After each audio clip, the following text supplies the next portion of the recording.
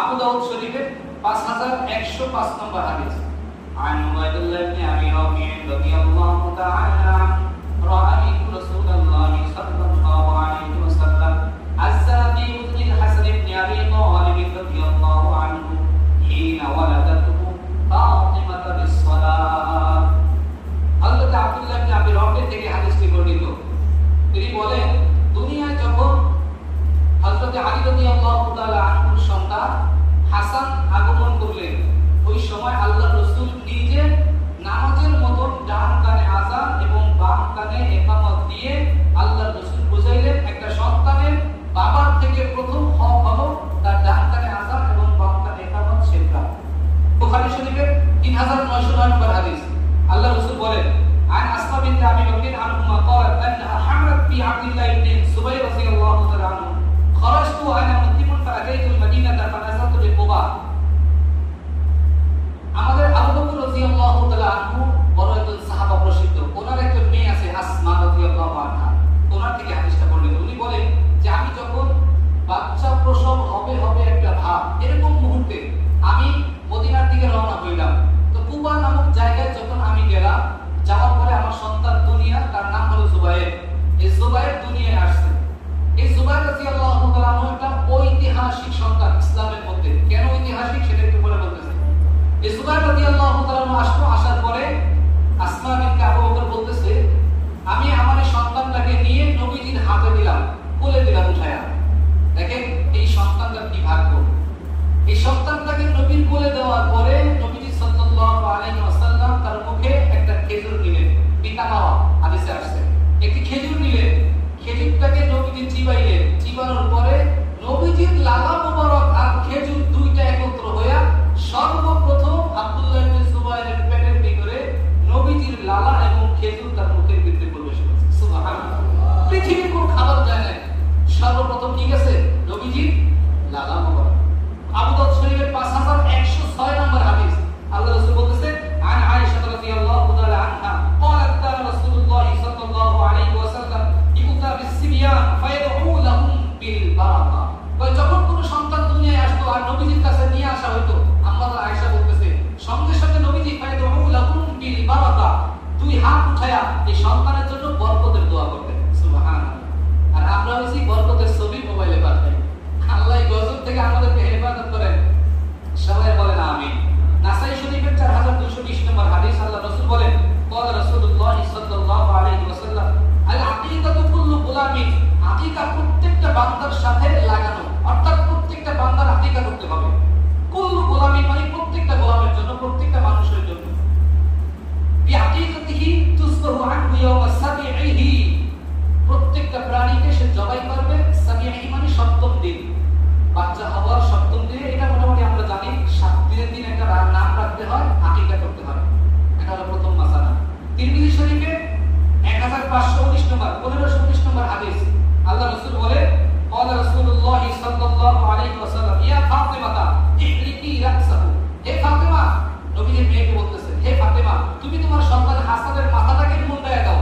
প্রথমেই কথা বলছেন, মাথাটাকে মুন্ডায়া দাও। তারপরে ওয়াতাসাদ্দাকি বিসরাতি শা'রিহি ফিদ্দা, আর যে চুলটা আছে, চুল পরিমাণ রূপা ওজন করে এর যে দিরহাম, হাদিসে আছে দিরহামের কথা মানে টাকা, এই টাকাটা আল্লাহর রাস্তায় তুমি সাদকা করে দাও। আল্লাহ রাসূল সাল্লাল্লাহু আলাইহি ওয়াসাল্লাম বলতেছেন, আল আকিকাতু তুসবাহু লিসাবিঈন। প্রথম কথা, আকিকা তোমরা সপ্তম দিনে করতে পারো। দুই নম্বর কথা, আউলি আরবাই আশারা, অথবা তোমরা 10 এবং 4 কত হলো 14, তোমরা 14তম দিনে আকিকা করতে পারো।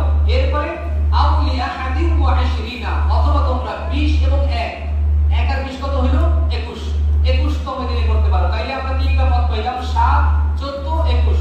এই তিনতম দিনের যে কোনো একদিনে যদি আকিকা করে, আকিকা সহি হয়ে যাবে। এখন কথা হলো, এই 21তম দিন পর্যন্ত আমার বাচ্চার জন্য আকিকা করার মতো সামর্থ্য আমার নাই, টাকা পয়সা নাই। আল্লাহ রাসূল বলেন, ইসলাম এত কষ্টের না। পুরো জীবদ্দশায় যখন তোমার সুযোগ হবে, টাকা হবে, তখন তুমি তোমার বাচ্চার আকিকা করে দাও, আল্লাহ তোমার জন্য কবুল করে দিবেন। সুবহানাল্লাহ। এটা আছে তিরমিজি শরীফে 1515 নম্বর হাদিস। রাসূল বলেন, قال رسول الله صلى الله عليه وسلم مع الغلام عقيقة فأهلكوه عنه دما وأميتوا عنه الأذى। যে তোমরা প্রত্যেকটা গোলামের জন্য একটা করে দম, অর্থাৎ একটা প্রাণীকে জবাই করে তার রক্তটা জমিনে বিছিয়ে দাও। যখন জমিনে রক্ত পড়ে যাবে এই প্রাণীর গোশতটা এবার সবাই খেতে পারবা। নিজের সন্তান থেকে শুরু করে যেই সন্তানের আকিকা মাত্র দিয়েছে সন্তান খেতে পারবে, সন্তানের মা বাবা সবাই খেতে পারবে, আত্মীয় স্বজন সবাইকে দিতে পারবে, কোনো প্রকার সমস্যা নেই। অনেক সময় মনে করে আকিকার গোশত ওই তার আকিকা তার বাবা মা খাইতে পারবো না, এরকম মানুষের মুরব্বীর আগে একটা কথা বলতো, এটা সম্পূর্ণ নিষেধ। আকিকার গোশত পবিত্র হালাল, পিতা মাতা খাইবো আগে। যেই সন্তানের জন্য দিতেছে পারলে ওর একটু জোর দিবেন, তোর খাইবো না 7 দিনের দিন বলতেছি আর কি, ওরেও পারলে একটু খাওয়াই দিবেন, কোনো সমস্যা নাই। আকিকার গোশত এত প্রিয় এবং এত ভালো।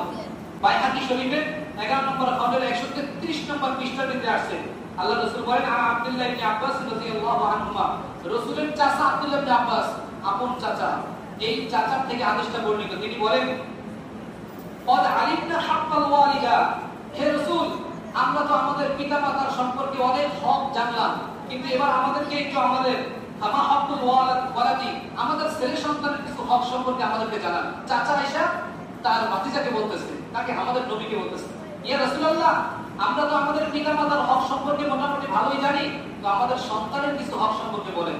তো আল্লাহর রাসূল বলতেছে, শোনো, আইয়ুহসিনা ইসমা ওয়া ইউহসিনা আদাবা। প্রথমত দুইটা হক, একটা হলো তোমার সন্তানের ভালো একটা নাম রাখবা, সুন্দর একটা নাম রাখবা। 2 নম্বর, সন্তানকে শিষ্টাচার, আদব, ভদ্রতা এটা শিক্ষা দেওয়া তুমি বাবার দায়িত্ব।